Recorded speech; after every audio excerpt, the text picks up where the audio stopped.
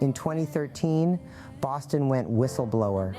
Injecting steroids on camera and his raw honesty about the sport generates a viral response. His raw honesty about anabolic steroids and PEDs went viral on YouTube. Some hailed his courage as heroic, while others bashed him for tarnishing their beloved sports image. It was a storm of mixed reactions. I didn't really think it was going to go viral. I really didn't. You know, I was like, I won the contract at 21. Just to let you know, this is what I did, A to Z. From the moment I woke up to the moment I went to bed, and it was like a 35-minute video, and it went viral. Everybody started putting it on their YouTube channels, and it just blew up.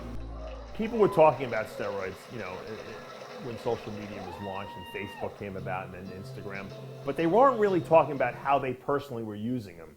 We're giving people daily vlogs, showing them how they injected it, where they injected it. Bostin took that to another level, and I think that as crazy as people thought he was, he found something that no one else had discovered, a way to attract a lot of followers very rapidly.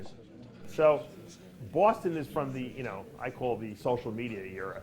And, you know, he probably is one of the few people who was responsible for kind of launching that whole era. He tried everything because he wanted to know what it would be like. So he did almost all these different steroids to see how they worked. What made him famous was that he was the first bodybuilder to tell it all. He said everything he took. He was the first pioneer bodybuilder to tell it all. I would say he's one of the first few people who really started talking about anabolic steroids, you know, online, like about themselves.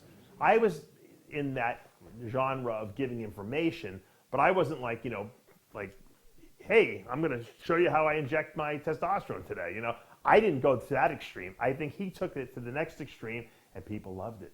They loved it, and they flocked to him like he was a shepherd. I have my steroid room. I have all my steroids. I have my, there's like injectable carnitine and injectable amino acids.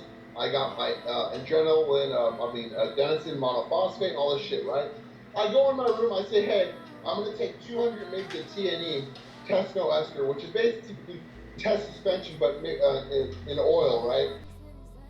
Bostin became a beacon for those battling the sport's pressures and temptations, pushing for safer practices and stressing the significance of monitoring diet, cardiovascular health, and blood pressure. He became a true advocate for a healthier path in self-testing the well-being of all bodybuilders. I don't even know how he did it, to be honest with you, because I try to be honest 100% of the time, and it's hard. You know, a lot of people don't want to hear the truth. Get bigger, die trying, bet they feel you now. Needles in, needles out, bet they see you now. Get bigger, die trying, bet they miss you